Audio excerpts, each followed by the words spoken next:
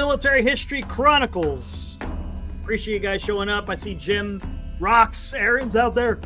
I know a lot of people might be watching the NFL draft.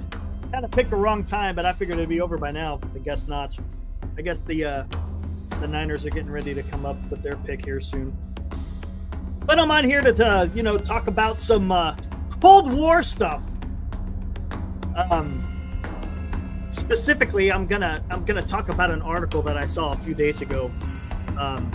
Niall Ferguson, he's a historian. The guy's really good.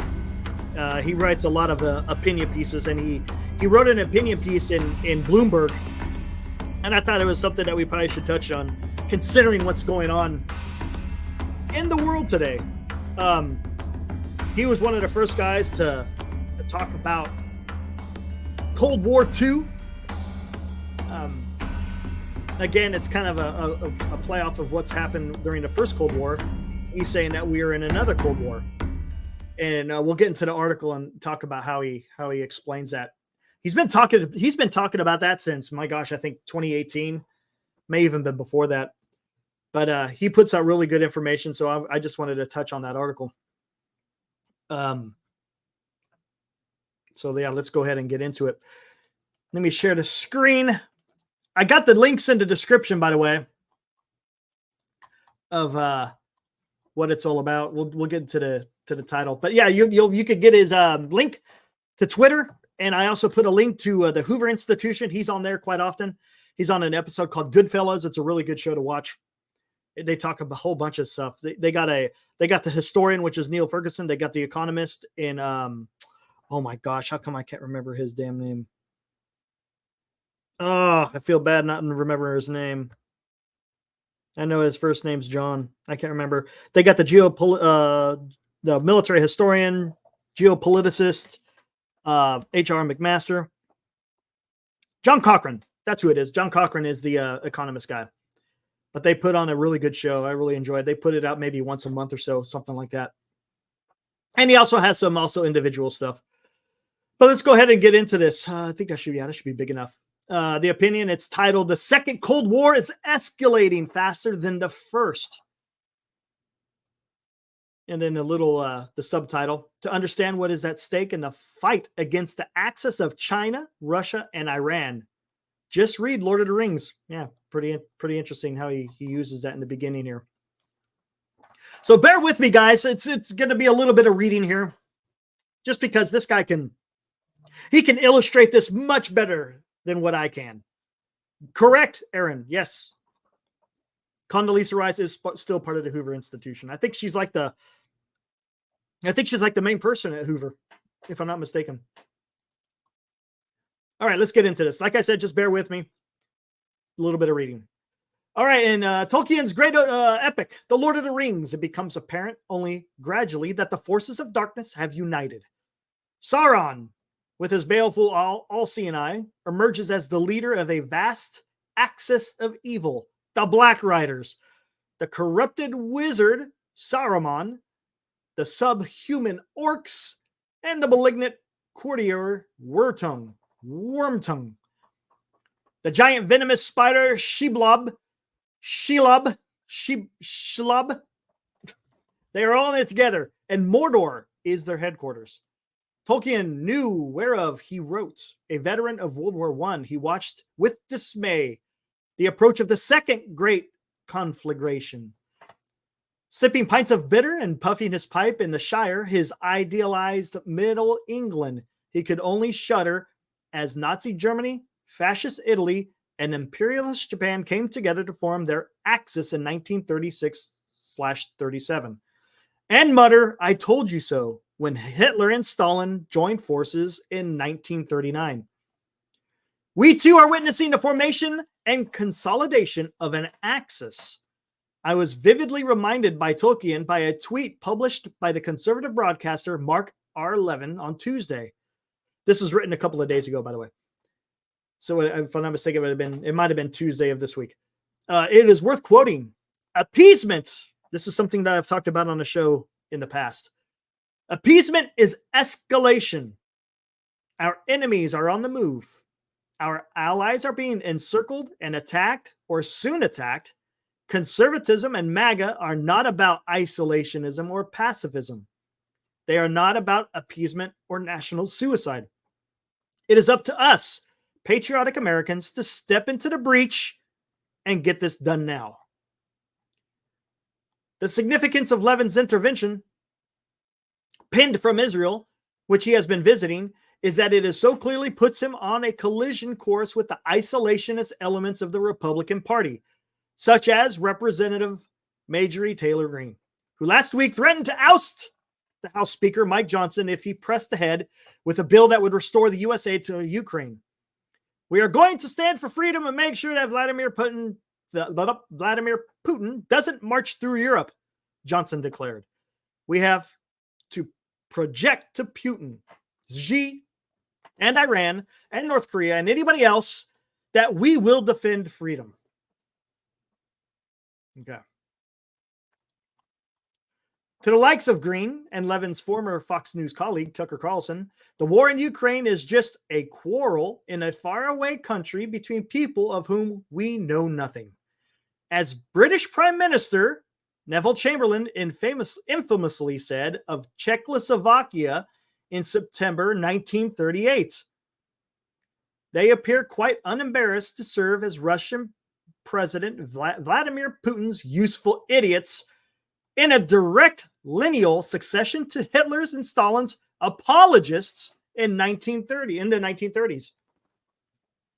So isn't that interesting? I find that I like how he links that. How what Neville Chamberlain said, talking about a quarrel in a faraway country between people of whom we know nothing, is being invoked today by certain people here in the United States. And not only Putin's, for, as State Department spokesman Matthew Miller pointed out last week, behind the Russian war efforts stands the vast economic resources of the People's Republic of China. What we have seen over the past months is that there have been materials moving from China to Russia that Russia has used to rebuild its industrial base and produce arms that are showing up on the battlefield in Ukraine. Miller told reporters on Tuesday, and we are incredibly concerned about that. In Beijing earlier this month, Treasury Secretary Janet Yellen warned her Chinese counterpart that there would be significant consequences if China continued to support the Russian war effort in Ukraine. What is the significant consequences? Yet to be determined. Despite their prostinations that they wish to act as peacemakers, China's leaders gave the invasion of Ukraine their blessing on its eve. What else did the mutual pledge of a no-limits partnership mean? And President Xi Jinping's support has been crucial to Putin's survival ever since his invasion force was propelled from the outskirts of Kyiv 2 years ago. By the same token, one cannot treat Iran's war against Israel in isolation. Tehran supports Russia's war against Ukraine, supplying thousands of drones and missiles similar to the ones unleashed against Israel last weekend. Russia, in turn, is likely helping to strengthen Iran's air defenses. China is not only one of the main buyers of Iran's oil. Chinese Foreign Minister Wang Yi called Tehran immediately after the attack on Israel to praise rather than condemn his Iranian counterparts. Chinese propaganda has been consistently anti-Israel since Hamas' murderous attacks on October 7th of last year. The emergence of this new axis was foreseen by Zbigniew Brzezinski, if I'm not mistaken. Forgive me if I butchered it. President Jimmy Carter's national security advisor was as long ago as 1997 in his book, The Grand Chessboard. Brzezinski wrote, matter of fact, I've talked about Brzezinski on the show when we were talking about Eurasia. Yeah, we talked a little bit about that. Potentially the most dangerous scenario would be a grand coalition of China, Russia, and perhaps Iran. An anti-hegemonic coalition united not by ideology, but by complementary grievances. It would be reminiscent in scale and scope of the challenge once posed by the Sino-Soviet bloc, though this time China would likely be the leader and Russia the follower. Pretty prophetic, written back in 1997. Brzezinski was prophetic. How about that? Looking back over the past 3 years, however, it is hard not to conclude that his successors in the Biden administration have done a great deal of unwittingly as well as wittingly to make this coalition a reality. Again, the coalition between China, Russia, and Iran. Beginning by abandoning the Afghans to the tender mercies of the Taliban in 2021. Talked about that many a times. Then failing to deter Russia from invading Ukraine in 2022. Talked about that quite a few times.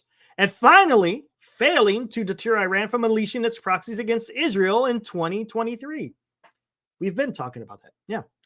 Yes, Biden stepped up to aid Ukraine and Israel when it came under attack. But an earlier show of strength might have avoided both emergencies. This is something I've been talking about. This is something I've been talking about consistently on the show. That when you're not showing strength, and again, I've said this many times, strength doesn't mean you have to go shoot people. There's different ways to show strength. You could have avoided a lot of these situations. Unfortunately, that has not happened. Levin and Johnson have realized, as former Secretary of State Mike Pompeo has long argued, that some quarrels in faraway countries must ultimately concern us. They are parts of a single war being waged by a new axis against the fundamental values we hold dear: democracy, the rule of law, individual freedom. I predict that the isolationist counterarguments will not age well. For now, fortunately, we are in Cold War II, not World War III. This guy's the expert, so I'll defer to him about, yes, Cold War. I've said that we're kind of in the labor pains of World War III. It's what it feels like. But I get where he's coming from. However, Cold War II is proceeding faster, or rather faster, than Cold War I. If the Russian invasion of Ukraine was our equivalent of the Korean War of 1950 to 1953, we have thus far skated past the second Cuban Missile Crisis over Taiwan and have already entered a period of détente, a sequence that took two decades last time around. Since last November's presidential summit in Woodside, California, the Chinese have seemed genuinely keen to avoid a showdown and want to engage in serious, if frosty, dialogue with their American counterparts, reminiscent of 1969 to 1972. Again, still in the middle of Cold War I during that period. But the surprise attack on Israel by Hamas last October propelled us all the way to 1973. And it is worth recalling that détente did not long survive Henry Kissinger's successful assertion of U.S. primacy in the Middle East in the wake of that year's Yom Kippur War, which was in 1973. In short, in Cold War II, we seem to be getting the 1950s, the 1960s, and the 1970s compressed together in a somewhat bewildering mashup. Speaking of which, just to kind of reiterate, Neil Ferguson has also wrote some great books on Henry Kissinger. As a matter of fact, he's getting ready to write his second biography. He wrote one, and I think he's getting ready to write his second on his Henry Kissinger. So he knows quite a bit about what he's talking about when it comes to the Cold War. Then, as now, Cold War has an ideological dimension. At least some Republicans are back to talking about defending freedom.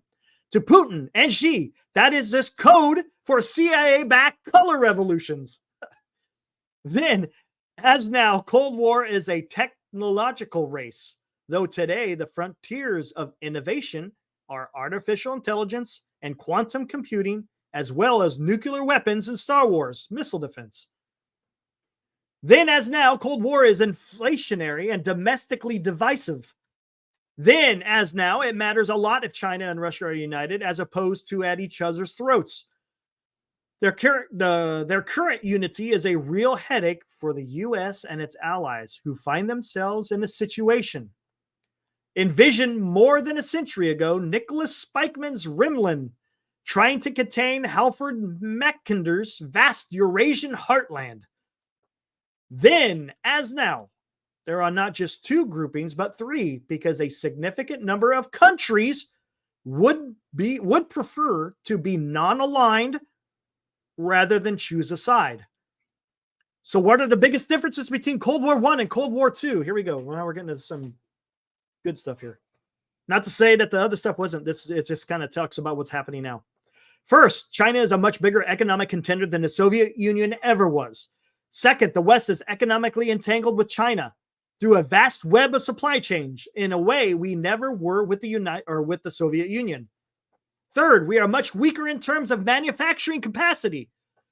With China flooding the world with cheap green stuff, the West has no option but to revive protectionism and industrial policy, turning the economic strategy clock back to the 1970s too. Climate advisor John Podesta made that clear last week at Bloomberg's BNEF summit. Treasury Secretary Janet Yellen complained last month that Chinese excess capacity in new industries like solar, EVs, lithium-ion batteries was hurting American firms and workers, as well as firms and workers around the world. Fourth, U.S. fiscal policy is on a completely unsustainable path. Here we go. This is the part that worries me.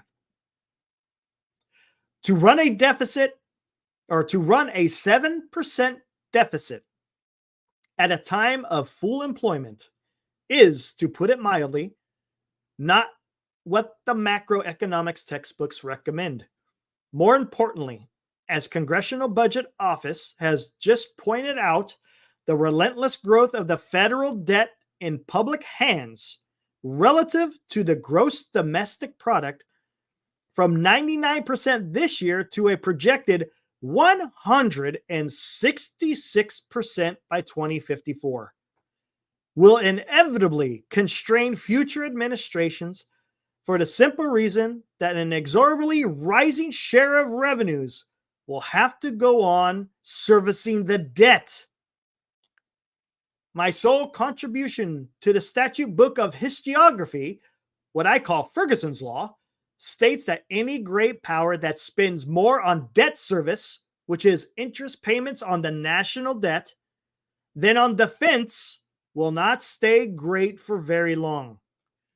True of Habsburg Spain, true of the ancient regime of France, true of the Ottoman Empire, true of the British Empire. This law is about to be put to the test by the U.S. beginning this very year, when according to the CBO, net interest outlays will be 3.1% of the GDP. Defense spending, only 3%.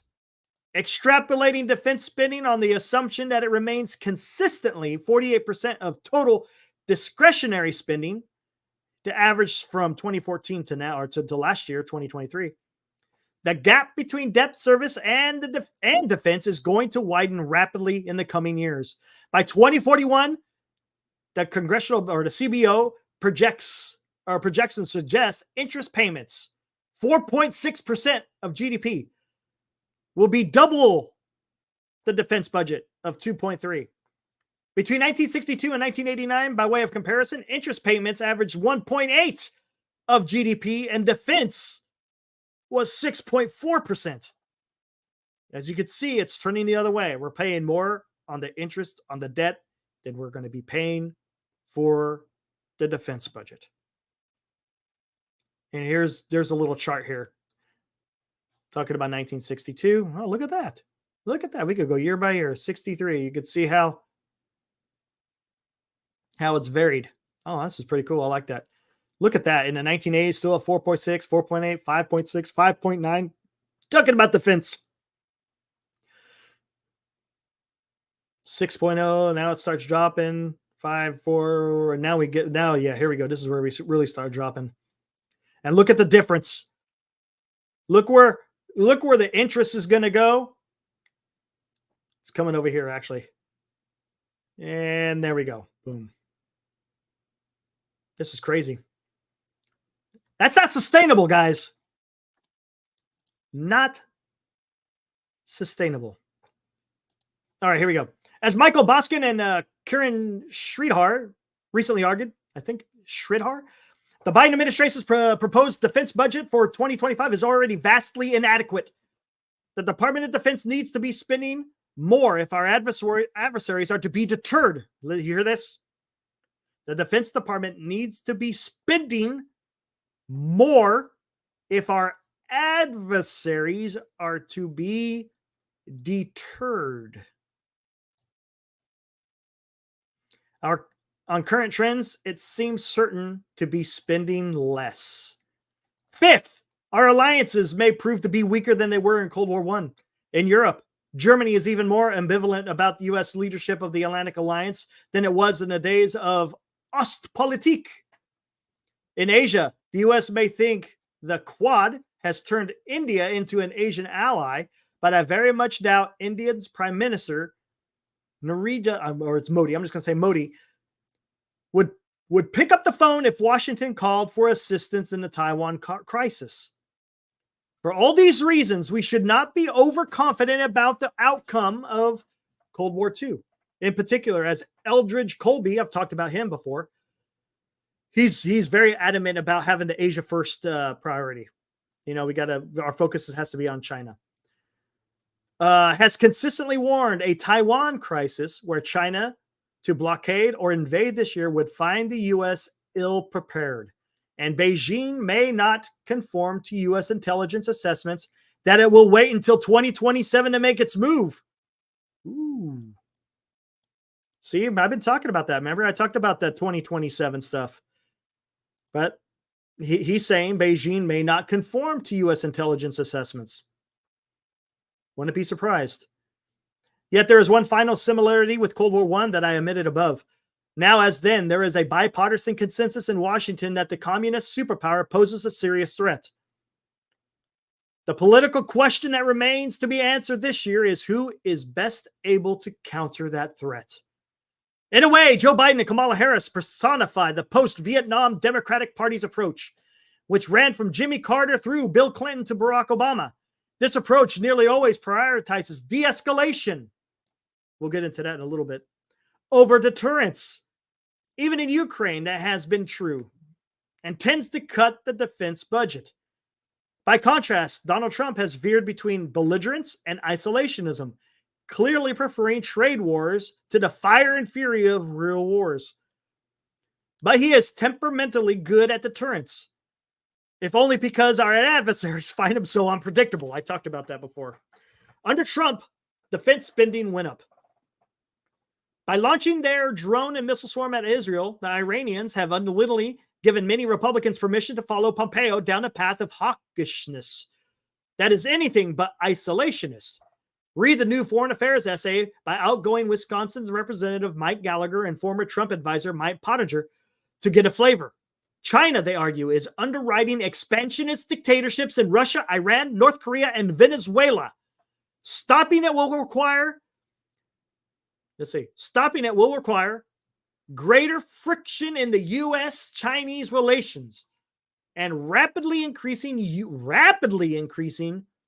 U.S. defense capabilities. They accept my long-standing argument that we are in Cold War II, but dismiss détente as likely only to fortify the Chinese conviction that they can destabilize the world with impunity. In short, Pottinger and Gallagher want to fast forward this new Cold War to the 1980s. Will Trump himself heed the hawk's advice? If he chooses to stick with isolationism, I suspect it may hurt his chances of re-election. But if he discards that delusion, there could suddenly be a 1980 vibe to his year. And not only because Trump has rediscovered Ronald Reagan's lethal question, are you better off than you were 4 years ago? Despite having pursued a policy of technological containment of China that has been in many ways tougher and more effective than Trump's. Biden looks weak right now. But not only has he been lousy at deterring America's foes, he can't even get a close U.S. ally, Israel, to do as he asks. It may therefore be that the ultimate historical significance of the Iranian attack on Israel will be its effect not on the Middle East, but on the Republican sentiment in the United States. Tolkien's hobbits are isolationists in their way. However, despite their strong preference for a quiet life, Frodo and Sam come to realize that they must fight their way to Mordor and risk their necks to destroy Sauron's Ring of Power. When they return to the Shire, they find that it too has been overrun by the enemy. But it is not too late to salvage the situation. Symbolically, the wicked wizard Saruman perishes on the very threshold of Frodo's beloved home.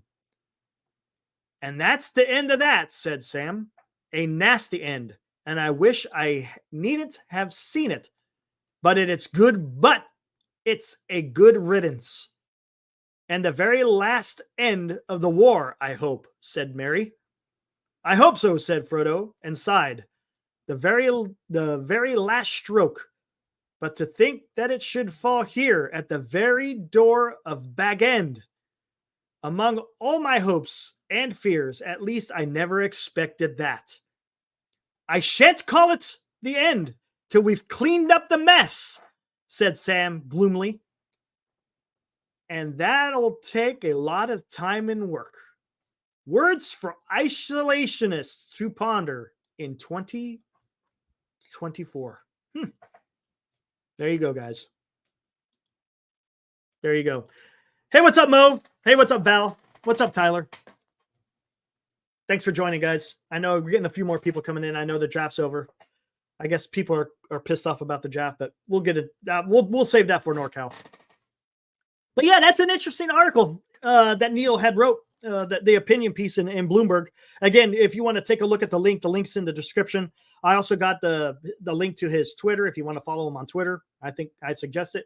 And also to the Hoover Institution's YouTube channel. Again, that's a great source to watch some awesome content. But he brings up some points that I've been talking about quite a bit on the show. You know, you needed to have strength to deter the adversaries that we're facing today, namely Russia, China, and Iran. Unfortunately, Biden hasn't done it. As he noted in his article, Biden has failed miserably at that.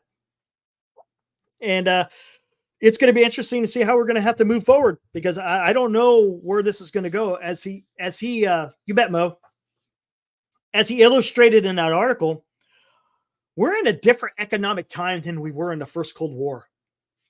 In the first Cold War, we had, and don't get me wrong, we still have an amazing economy, which is the strongest in the world right now.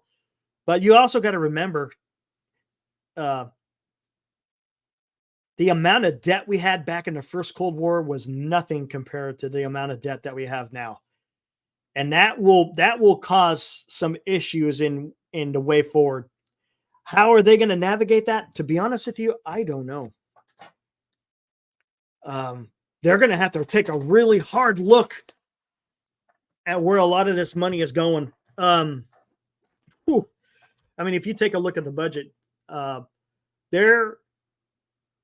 the entitlement programs that are in the federal budget is just astronomical.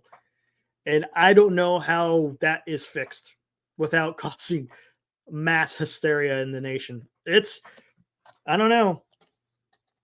It's gonna be some tough choices to make if you want to be able to counter what China is doing. You know, I'm just talking about China by themselves. I'm not even including the alliance that they have with I call it an alliance, the alliance that they have with Russia and Iran. I mean, that makes it even much more difficult. But just trying to compete with China right now, it's almost impossible. Now, I know China right now, they're having some economic issues of their own right now. So that will help to a certain degree, but they're a lot more aggressive, much more aggressive. China is putting out their, they're reaching globally. Sugar not verbally, the Biden administration has done everything but declare war on China. Oh, they really, has Biden really done that much against China? Not really. Not really. China's having their way. Look what we're doing. We picked a wide. Oh, we had a wide receiver pick, huh? I said we, as in the Niners. Let me take a gander at this real quick.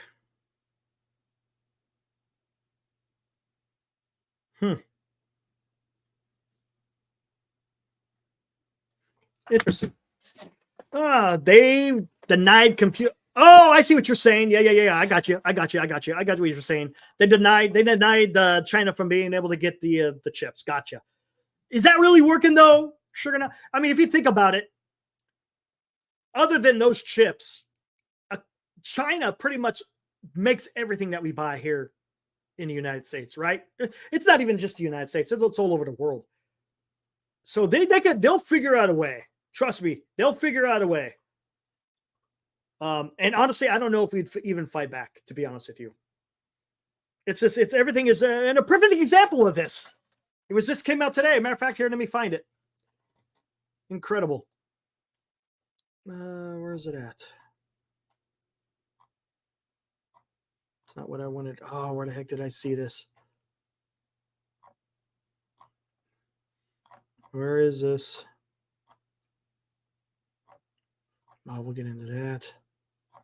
I thought I hit like on it. Hold on one second. Let me find this. It's an article that I found.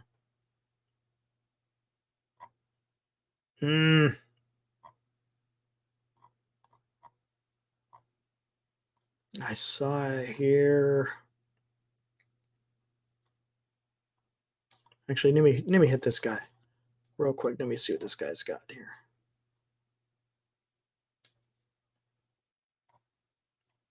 Gosh dang it. I saw it in here. I was reading it and I can't remember where the heck it went.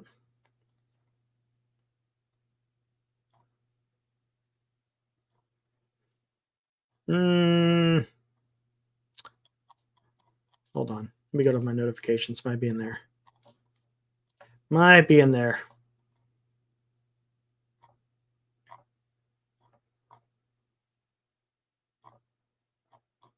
Is this it? No, not yet. Just bear with me. Gosh dang, I want to show you what it is. I don't want to just put it out there. I'm pretty sure we'll be able to find it somewhere.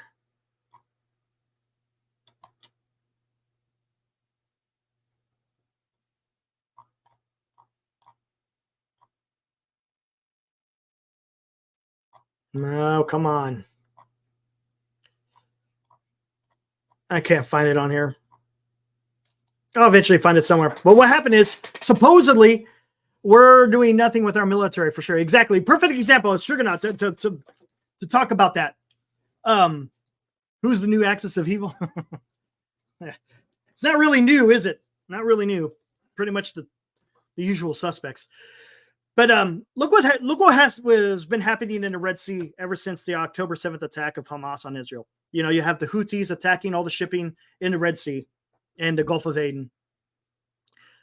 United States shot a bunch of missiles, dropped a bunch of bombs, did a whole bunch of stuff, and now the Biden administration is now trying to bargain with the Houthis. They have come to realize that using the military, I guess, isn't working. So now they're going to try to use diplomacy in dealing with the Houthis. This is exactly what I'm talking about. We Neil just talked about the different debacles the Biden administration had. We've illustrated them here on the show. The way that we pulled out of Afghanistan, the way we weren't able to dissuade Russia from invading Ukraine. There was no way of preventing Iran from attacking Israel. I mean, they're just something is not right. And all it's doing is putting all of us in danger. And we can't have that. There's got to be a change. There has to be a change. And I just don't know. I don't know where that's going to come from. This election, I guess, is going to determine a certain direction, I guess. I don't know. Hey, what's up, Fossey? Man, I'm kind of at a loss of where this may go.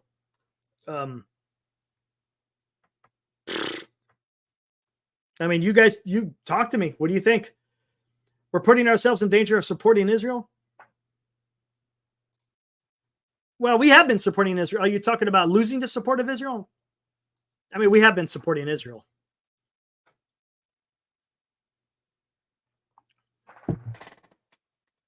I don't know, man.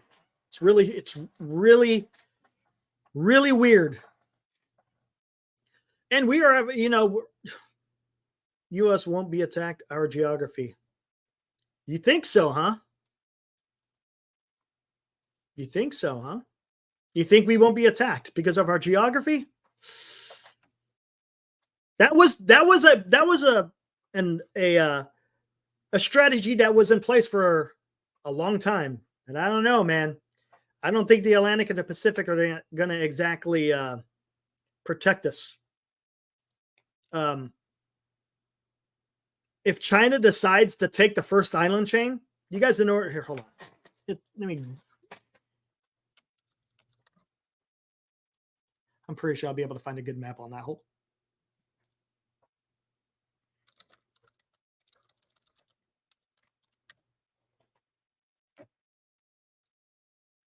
Let's find a good image of this. There we go. How do I, hold on. Let me open this up.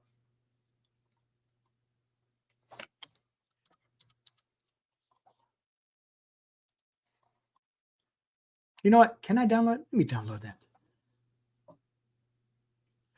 Hold on one second, guys. Let me do this. This might be easier to see than just doing it. Oh, there we go. That's what I'm talking about. Let me open this up. Get rid of that.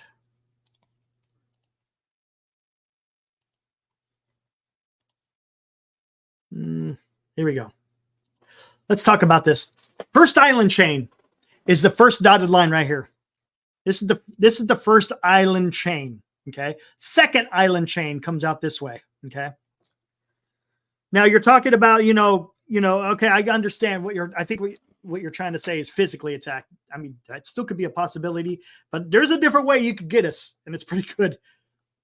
If China owns this first island chain, which they are trying to do, there's a bunch of islands off here to the west of the Philippines that they're trying to establish bases. They're trying to control what's going over here in the South China Sea. I can't remember what the percentage of the world's goods are being shipped through here, but all through here is where a lot of the world's shipping is coming through. And if China controls that, we're going to be in a world of hurt. Not to mention manufacturing. That's scary.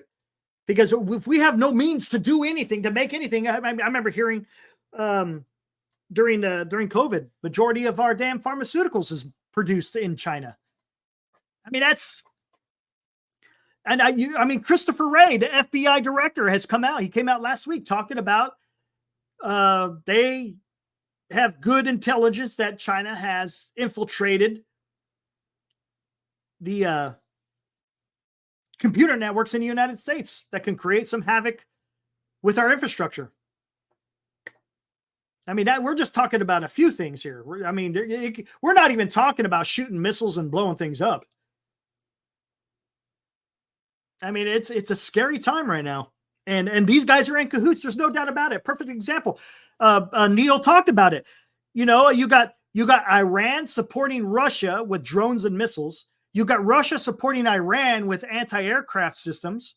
And not to mention, I think they're helping with their nuclear reactor, right? They've been doing that for a long time. You got China also supporting Russia and giving them the means to continue the fight in Ukraine. Iran is giving China, what's up, Johnny? Iran is giving China oil that they desperately need. If we don't have the means to be able to counter that, it's going to be a dangerous time. That's why Niall Ferguson says we're in Cold War II. A lot of us, I don't know how many of y'all lived through the first Cold War. I'm pretty sure quite a few of you. It wasn't exactly a fun time, right? There was always a threat of something going on. Granted, the economy was going great during that time as well. You had our dips. Every nation goes through that with their economy, right? You have your ebbs and your flows, but for the most part, we were living pretty good. But there was always that threat of the Soviets, right? The Ruskies.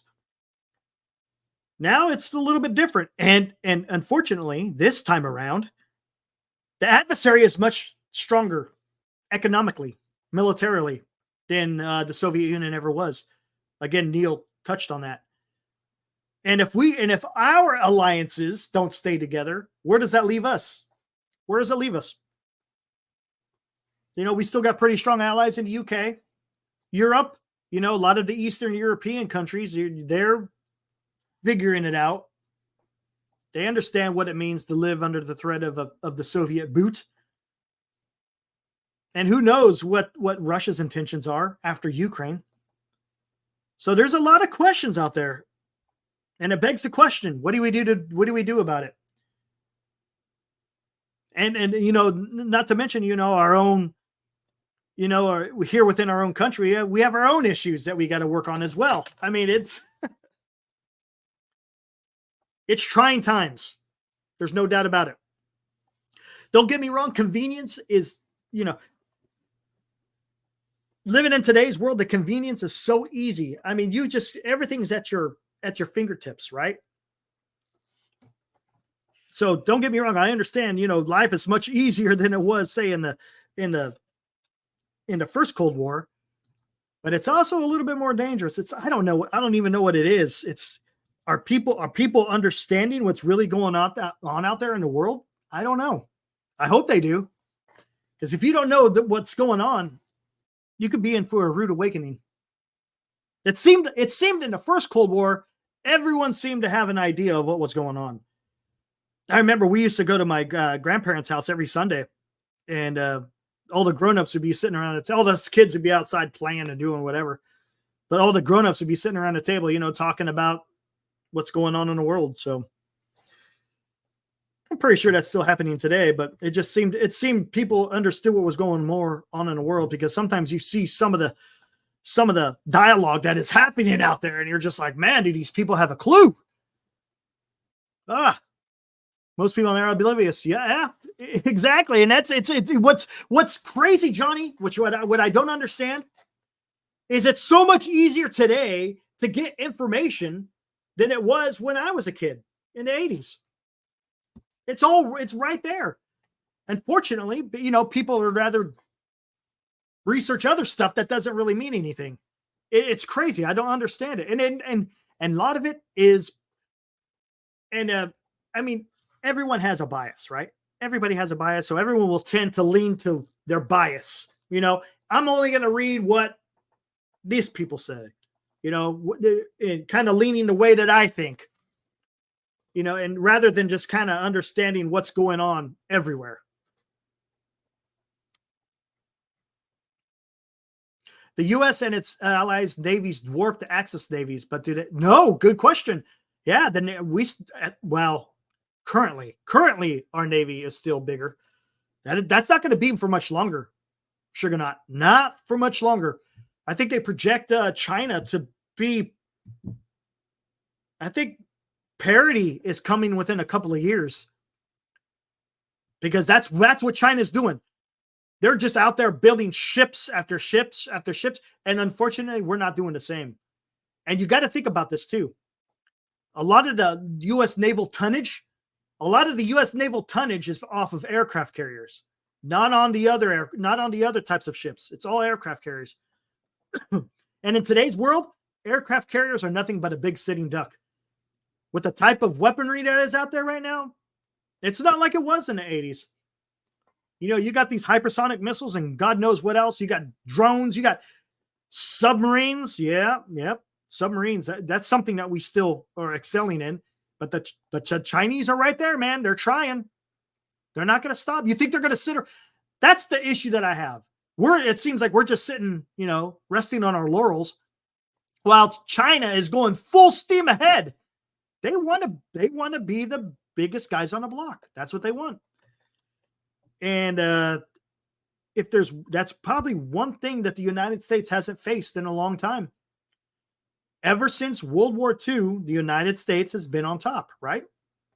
That could change. If a course of action isn't taken, or if we don't divert from the direction that we're going on right now, then we could possibly see, hey, we're not the most powerful nation in the world anymore. That's just going to be the reality of it. But it's going to be interesting to see how it plays out. Oh, there was something else I want. Where is it? Where is it?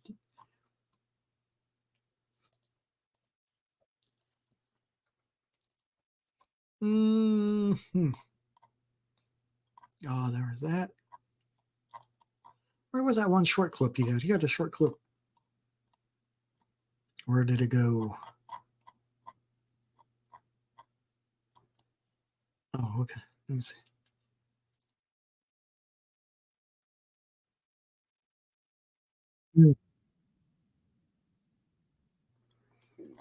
Yeah, I will not talk about that right now. All right.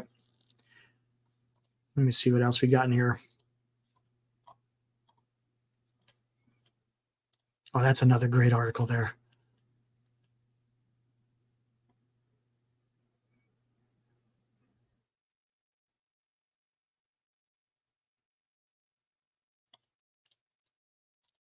All right, here we go.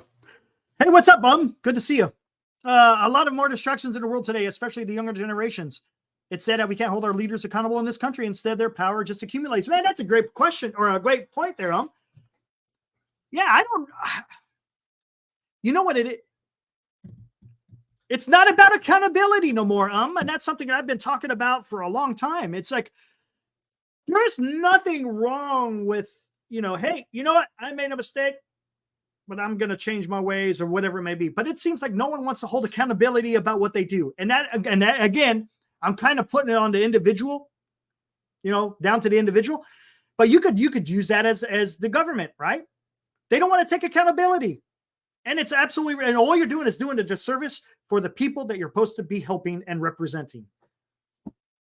And I don't know how you get away from that. I really don't. The only thing I can say is you just got to understand who you're voting for. You have to really do your homework and understand when you're marking a ballot, who are you voting for? Do these people have the best intention for what you feel that the country, and it shouldn't be quote unquote selfish reasons, even though, there's going to be selfish reasons, but what is going to be best for the country? You got to make hard decisions sometimes. And when you don't do those hard decisions, all you're doing is kicking the can down the road and makes the hard decisions even that much more difficult. And it's going to take leadership. And I think that's something that we've been lacking for a long time is leadership. What is our current defense budget? If I'm not mistaken, I think wasn't it 3 in the article? I think he said it was 3. Let me take a good look. It was up here. 3%. 3% of the GDP is spent on defense. And yes, we do need to increase it to stay ahead. 100%. China has already come out and saying they're paying 7% of their GDP towards defense. You have to. If you want to deter, right, you got to be stronger than the other people, right? And in order to be stronger, you're going to have to spend more money. Now, but you also got to spend wisely, right?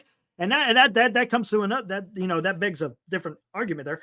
But you have to understand what you're spending this money on, because there's new technologies out there. And I mean, the Ukrainian war is a perfect example of the advent of technology on the battlefield, because you may not need those F-35s on the aircraft carriers and whatever else. You may need just to buy a few $1,000s worth of drones, and you can do just as much damage. That's what it seems like, right? Granted, I mean, it's a little bit of hyperbole there, but that's kind of the way that we're going. What is that in the term of dollars? Oh man, I couldn't tell you. You probably could just go ahead and Google it, and I'm pretty sure you'll be able to find it. What was our budget last year? How many trillions of dollars was it? Or our GDP, I should say, not our budget, but our GDP. It's into trillions, I know that.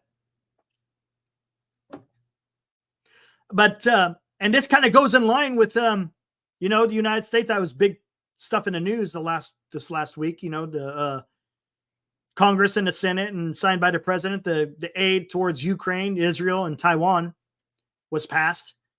But yeah, is that going to help Ukraine? Sure. Is that an all-in? Is that an all-in to help Ukraine? Is it a stopgap? What is it? To be honest with you, I couldn't tell you.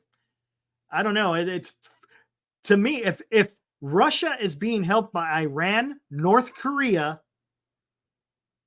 and China, I forgot to say that earlier. North Korea is helping Russia with artillery and munitions.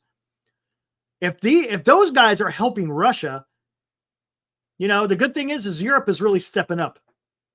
That's helping. But the United States has to be a player in this. You just can't sit by. It's impossible. You can't. We've stood by. Look what's happened. We've stood by a bunch of times already. And has it gotten us anywhere?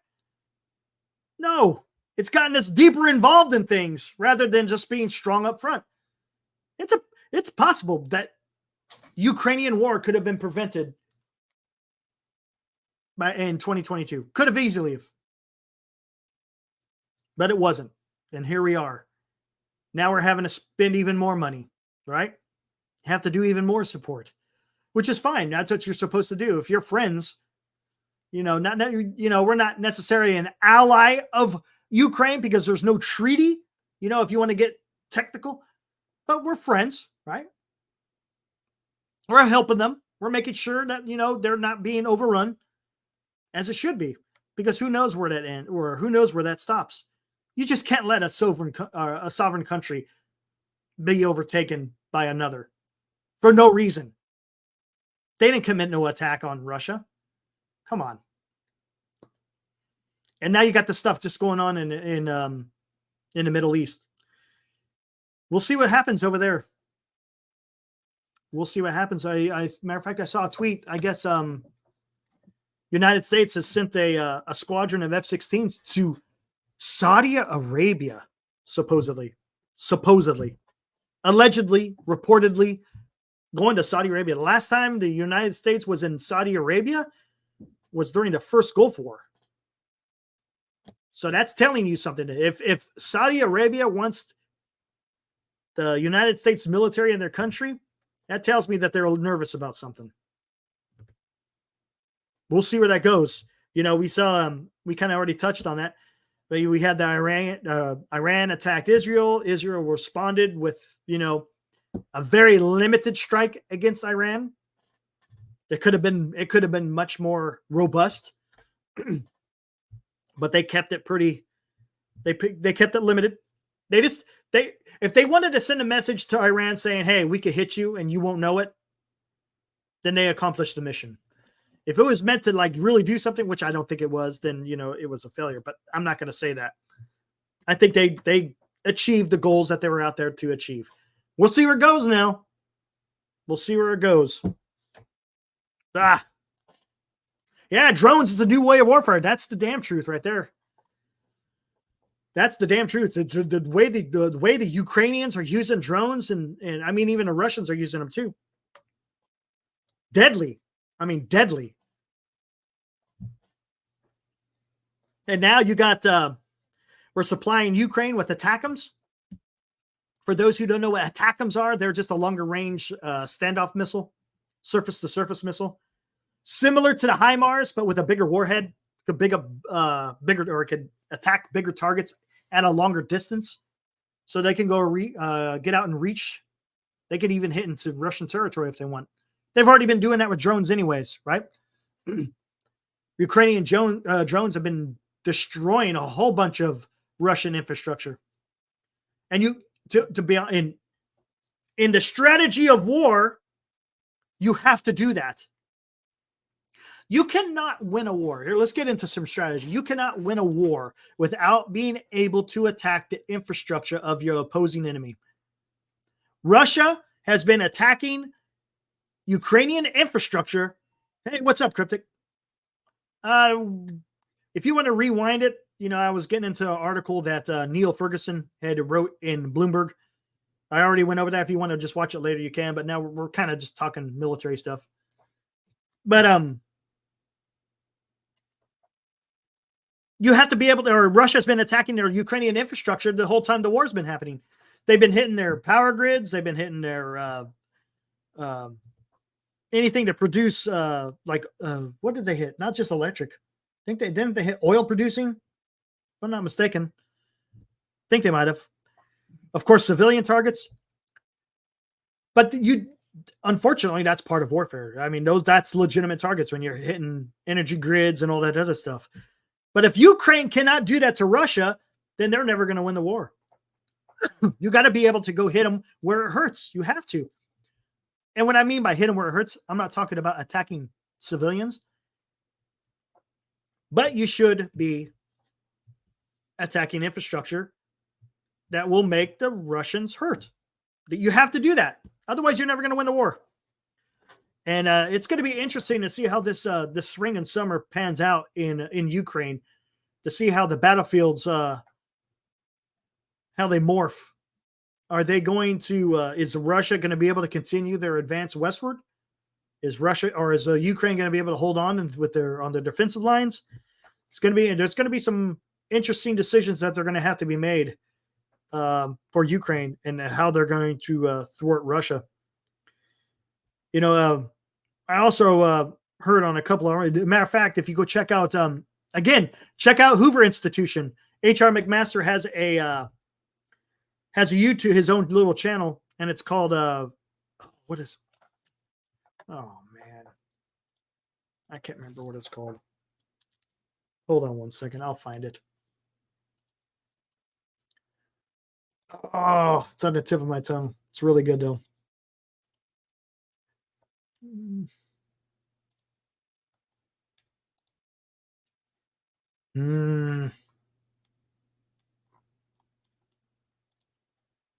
So where is it at? It's gonna piss me off. I can't believe I can't remember what it's called. Where is it at? Goodfellows. Battlegrounds. Golly, man. Yes, Battlegrounds. Check out Battlegrounds. H.R. McMaster interviews a Russian opposition leader guy. He was part of Navalny's group and Nemtsov. Matter of fact, he was part of the Russian government there in the early 2000s. But he's talking about the economy of Russia, and it's going to have some difficulties coming up. So it's going to be interesting to see what happens. Like I said, you still got China and you still got Iran and you still got North Korea helping the Russians. But let's see what happens here in this next year. If they can continue to push the Ukrainians backwards. But anyways, back to that first island chain. That's something you got to worry about, guys. China's going to be a big threat. You can't keep your eye, even though there's a lot of stuff. There's a lot of stuff happening in the Middle East and in Europe. Another thing I've been seeing a lot of too is the war in the Middle East and also in Europe, in Ukraine, is kind of playing into China's hands because the U.S. is using so many of the resources in helping Ukraine and also fighting the Houthis and helping Israel, that when it comes time for them to make their move on Taiwan, the cupboards are going to be empty, so to speak. So we're not going to have anything to be able to defend Taiwan with, because to be honest with you, I don't know if our manufacturing has increased to replenish everything that we're giving Ukraine and we're giving Israel and that we're using in the Red Sea. So I don't know. Time will tell. We'll just keep an eye on it. I keep watching this. All right. What else we got going on here? Val Ramos saying, I've seen a documentary on how Russia drops those petals, mines all over Ukraine. Are you talking about mines? Yeah. Yeah, Russia doesn't usually follow the law of armed conflict. I mean, look who they're putting into the ranks. They're emptying the prisons to send them to the front lines. Yeah, you're not exactly getting willed. You're not getting quote unquote professional soldiers in the front lines of the Russian forces over in Ukraine. Says Russia and China are changing the chessboard in Africa. Yes, these are huge geopolitical shifts over the course of the century. The wealth that Africa will create over the next 100 years will be immense. Yes, because of their what do you call it? The minerals and what is that? What else do they call that? There's a word that I want to use and I can't remember what it was. Just the resources and minerals that they have. Absolutely. Matter of fact, another loss for the United States, Niger kicking out the United States. We've been helping Niger. Granted, they had a coup, and the United States usually don't like to support coups that aren't backed by them, that are not backed by the United States. So Russia's coming in now. Russia is coming in to help Niger, and the United States are getting kicked out. That's another loss. I forgot about that one. So we're negotiating with the Houthis because we can't beat them militarily. And now we're getting kicked out of Niger for Russian assets. But yeah, Africa's going to be interesting. To be honest with you, Africa's been interesting for a little while. The only thing is with Africa is they're, for the most part, they're landlocked. If you notice, the majority of that continent doesn't have very many deep water ports. So everything has to be flown in or across land from wherever the ports that are on the continent. But yeah, most of it's got to be flown in. So yeah, Africa is definitely going to be interesting. Don't forget Latin America and the Caribbean. China has a huge footprint over there as well. Supposedly, I saw a report they're over in Antigua. I think they have a footprint in Antigua. Of course, I think they have a footprint in Cuba. I know that they're in Venezuela. Not to mention any other places in South America. I mean, that's in our hemisphere, guys. Again, things are changing, guys. Remember, the United States used to be the big guys on the block. It's not that way anymore. Not when you allow China to keep continually doing what they're doing. You know, what is it? What is it? The Belt and Road? What is that? I can't remember. It's a Chinese thing that they're doing.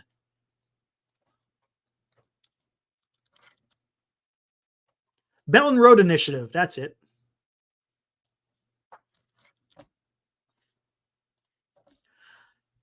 Let's take a gander at this.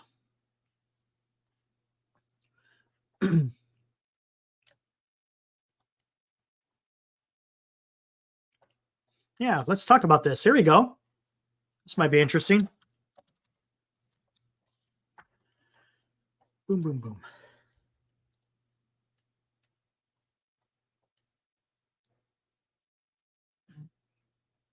There you go. See, I guarantee it's probably a part about what I'm going to be talking about here right now. The Belt and Road Initiative. Here we go. This is Council on Foreign Relations. China's massive Belt and Road Initiative. China's colossal infrastructure investments may usher in a new era of trade and growth for the economies in Asia and beyond. But skeptics worry about that China is laying a debt trap for borrowing governments. I've read about that too. China's Belt and Road Initiative, sometimes referred to as the New Silk Road, is one of the most ambitious infrastructure projects ever conceived. Launched in 2013 by President Xi Jinping, the vast collection of development and investment initiatives was originally devised to link East Asia and Europe through physical infrastructure. In the decades since, the project has expanded to Africa, Oceania, and Latin America, significantly broadening China's economic and political influence. Some analysts see the projects as an unsettling extension of China's rising power. And as the cost of many of the projects have skyrocketed, opposition has grown in some countries. Meanwhile, the United States shares the concern of some in Asia that the BRI could be a Trojan horse for a China-led regional development and military expansion. President Joe Biden has maintained his predecessor's skeptical stand towards Beijing's actions. But Washington has struggled to offer participating governments a more appealing economic vision. Again, you're failing. If we fail, this is what's going to happen.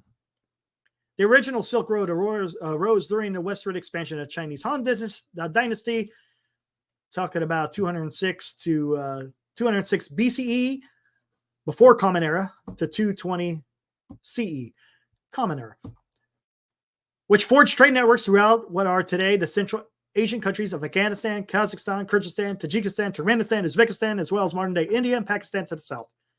Those routes extended more than 4,000 miles to Europe.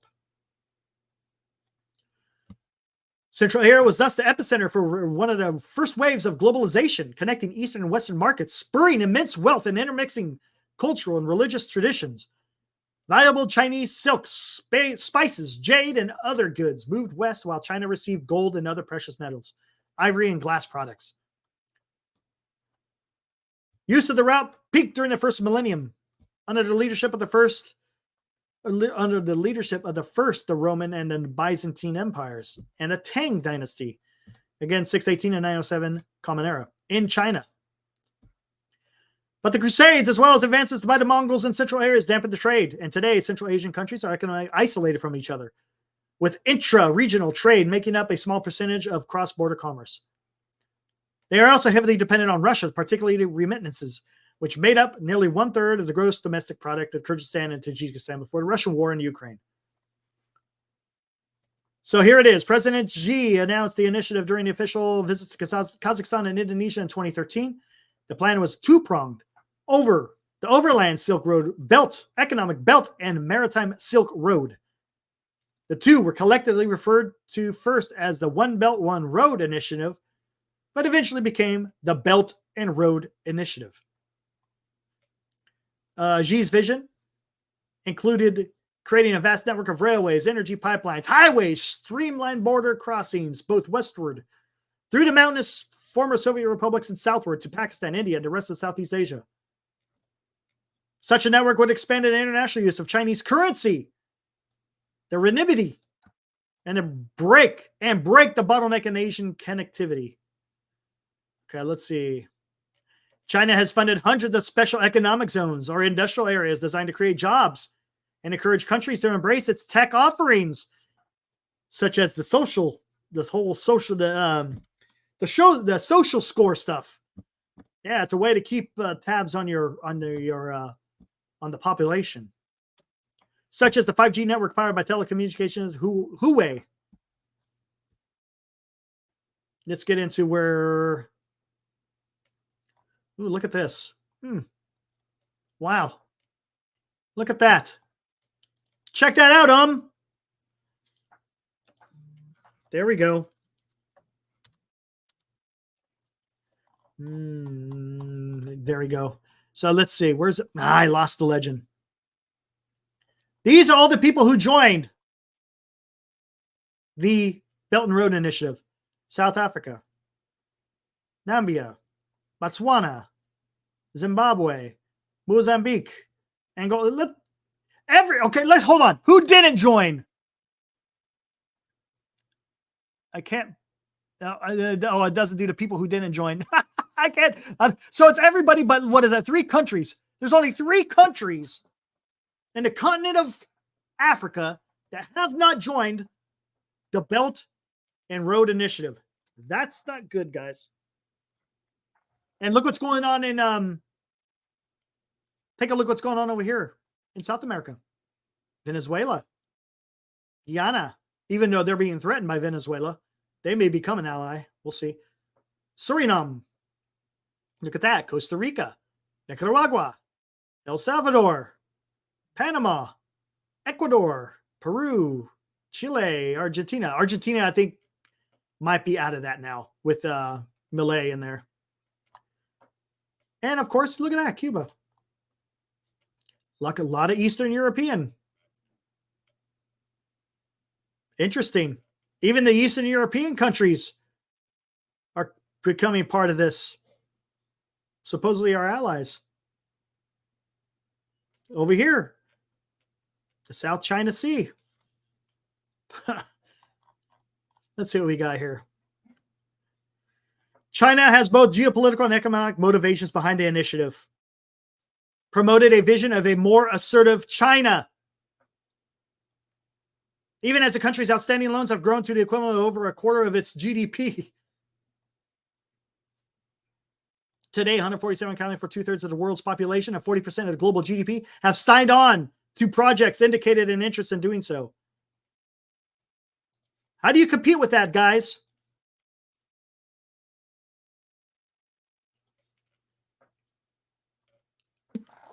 No, Wilby, I just wanted to do this one just to go solo today. That's all.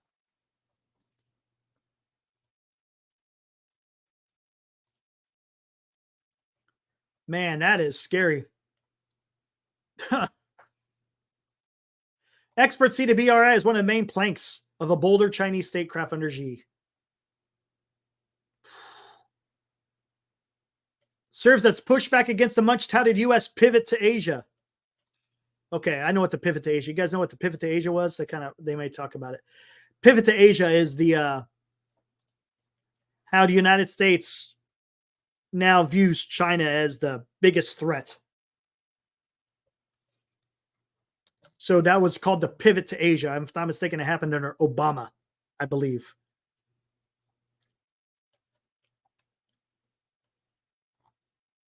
Chess while leadership is playing checkers. It's correct. And we just been sitting by, man. What are we doing?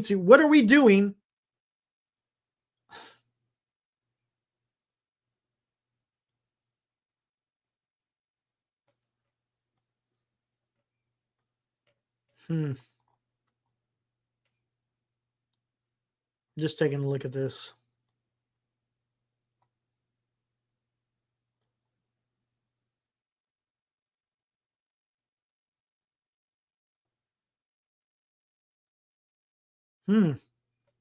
Chinese leaders are determined to restructure the economy to avoid the so-called middle income trap. In this scenario, which has plagued close to 90% of middle income countries since 1960, wages go up and the quality of life improves as low-skilled manufacturing rises, but countries struggle to then shift to producing higher value goods and services.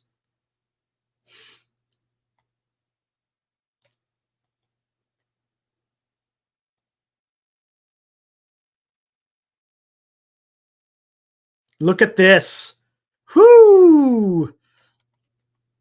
Finally, Beijing could seek geopolitical leverage over BRI countries. A 2021 study analyzed over 100 debt financing contracts China signed with foreign governments and found that the contracts often contain clauses that restrict restructuring with the group of 22 major creditor nations known as the Paris Club. China has also frequently retains the right to demand repayment at any time, giving Beijing the ability to use funding as a tool to enforce Chinese hot button issues such as Taiwan or the treatment of the Uyghurs. In January 2022, Nicaragua officially joined BRI 1 month after severing diplomatic ties with Taiwan.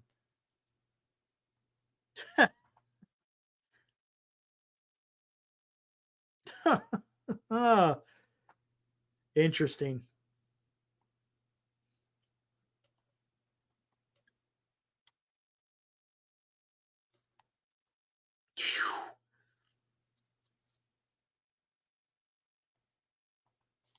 China rarely cancels debt.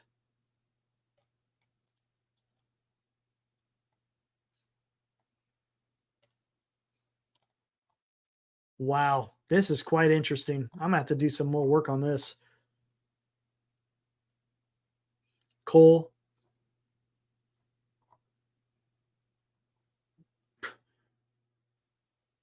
Yep. Oh, I look at that. I was right. How about that? I can't believe I actually remembered something. Obama's administration pivot to Asia. Yep. Spend billions of dollars, flex diplomatic muscle to build infrastructure and foster cooperation between low-income countries. President Donald Trump passed the BUILD Act, which consolidated overseas private investment corporation. a U.S. government agency to finance with components of U.S. Agency for International Development, USAID, to a separate agency.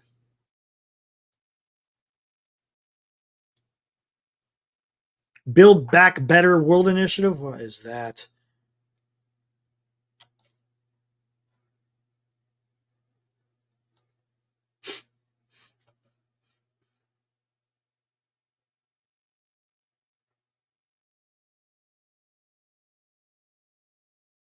Oh my gosh. Well, that's enough of that for now. Gosh. Guys, go take a look at it. Belt and Road Initiative. What's up, Tap Out? Or I should say, Eric, what's up, man? If you want to learn a little bit more about that, go check it out. That's quite interesting reading. I didn't even know the extent of that. I knew there were some issues out there, but I didn't know that it was on that level. Whew. Yeah, nobody took it seriously. Exactly. Did you see it? $6 million. That's what they got out of that. $6 million. It isn't doing nothing.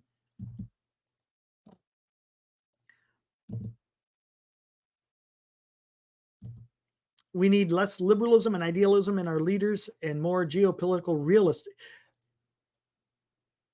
You do have, okay, as far as liberalism, I'm talking, okay, when I mean, okay, I think what you're talking about, less liberalism. I think I know where you're going with that. The philosophy of liberalism, though, is Western liberal. That's what we're based on. Western liberalism, right? And I'm thinking that's what I'm not talking about the liberals of today in what they're known as. I'm just talking about liberalism. Idealism, you got to have a little bit of that as a leader, a little bit of that. You got to understand where you're coming from. But yes, that has to be, you have to have idealism as your foundation to making the hard decisions in geopolitical situations. But we don't have that today. We don't. It's just whichever way the wind is blowing politically, that's the way that the people will go.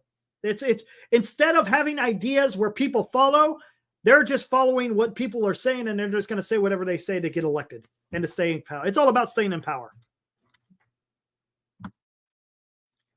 While our nation floats adrift.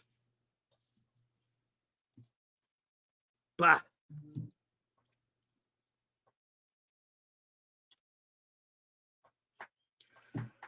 All right, guys. I think I've gone on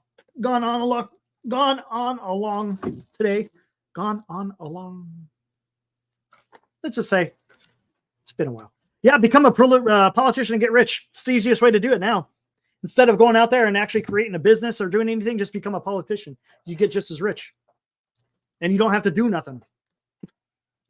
You don't have to do a damn thing. Before I get off of here, I'm just going to make an announcement.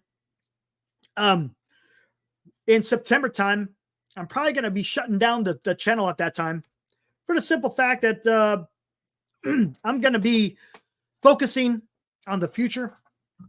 I did get a master's degree and I'm going to put it to good use. Excuse me.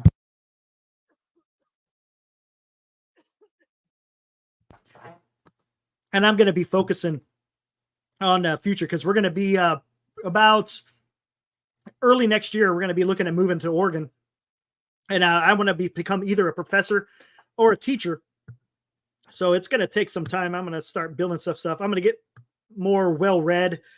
And, with me also doing NorCal Sports Network and, getting ready to move and doing all that stuff, something's got to give. So because I think my StreamYard, if I'm not mistaken, it's like a subscription to do StreamYard to broadcast on YouTube.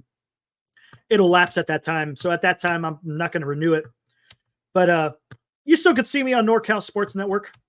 You could follow me on Twitter. If you follow me on Twitter, I repost. I don't do a lot of my own original posts, but I'll retweet a lot of other people who have a lot better understanding of what's going on. So just want to give it a heads up. So that's not going to be until early fall, something around there. The live streams that I'm going to do, that's going to be a little bit less, probably maybe every 3 weeks, somewhere around there. If something really big happens, hey, appreciate that. Thanks. And we'll see when, like I said, when Iran attacked and Israel attacked, I'll pop on for that or something to talk about it. But yeah, I just want to give you guys a heads up, but I'll be around for a little while longer. It's not like it's going to happen tomorrow or anything like that. So just want to give you guys a heads up what's going on out there. Appreciate that again. Thanks. Real quick, what you have to say here. Yes, you got where I'm going. Okay, but in geopolitical realm, it's not the same. Ideologies play less of a role in. Yes. Did you ever read on Bismarck, Otto von Bismarck, and the term the realpolitik? Thanks, Val. Appreciate it, man. Oh, Rox, you still could catch me on NorCal. We could kind of chop it up just a little bit on NorCal. But yeah, Otto von Bismarck, realpolitik. Again, that was all about geopolitics. All about geopolitics. Matter of fact, I did a show on that. Yeah, it's not going to be for a while, Val. Not for a while. But yeah, go check out. I did a video on that, on the realpolitik. Exactly. Yep. Cardinal Richelieu. Can't pronounce those names. He was kind of like the first, the raison d'etat. Hey, what's up, Matt? No worries. It's all good, man. No worries. But he was the first one. Again, you're taking geopolitical situations to understand what you need to do. And if you don't take in consideration the geopolitical happenings, you're going to be stuck in a bad way. And you could kind of see what the United States is doing. You and Dan working on Dan stuff. Matter of fact, I think, yeah, Matt, in September, I believe that's when my StreamYard goes down. And then, yeah, from there, I'm going to shut it down just for the simple fact, going to have a lot of irons in the fire at that time. Going to be getting ready to move. Going to be looking to try to become a professor or maybe a high school teacher. We'll see. I'd rather to be a professor. Heck, I might even write a book. Who knows? But, and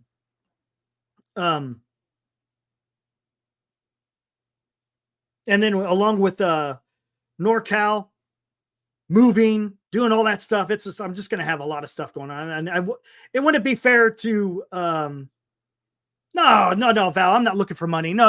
It has nothing to do with money. It has to do with time. Just has to do with time. And then we're not talking until September time, guys.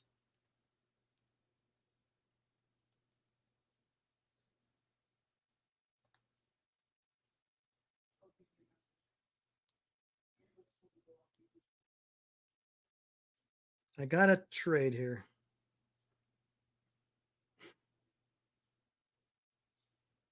No. If you're out there, sorry, man. Those are the only two catchers I have, and I like Ohop or Ohapi. Oh my goodness. All right, guys, here, let me get some music going. Get ready to shut it down. Where am I at? There we go.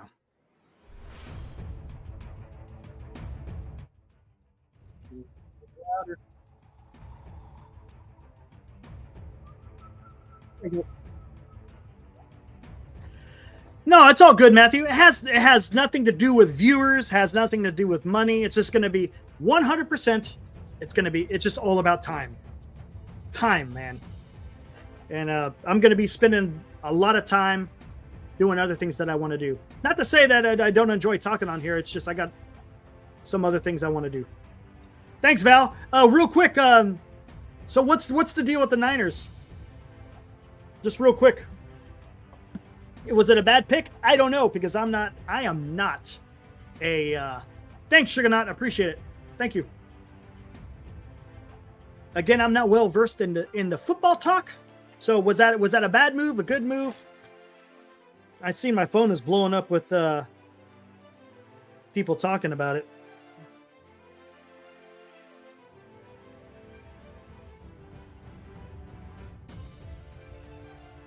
Holy crap, I'm gonna have to catch up on this.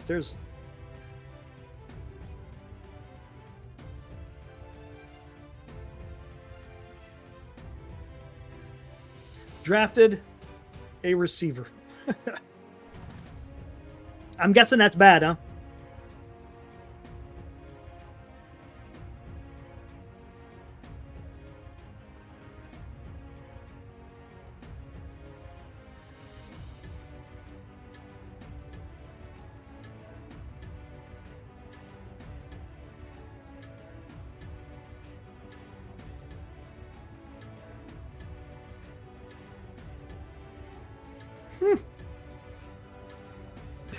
Yeah, a lot of discussion on that.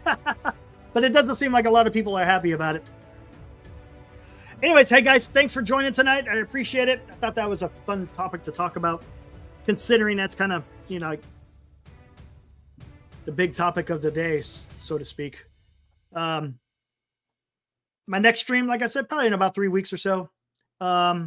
Maybe I'll have to go back to some, I always say that. Maybe I'll have to go back to Civil War, but it seems like the current situation that's happening in the world today just kind of preempts that sometimes. But we'll get back into some Civil War stuff. I love talking about that. All right, guys. Again, thanks for joining. Appreciate all the support.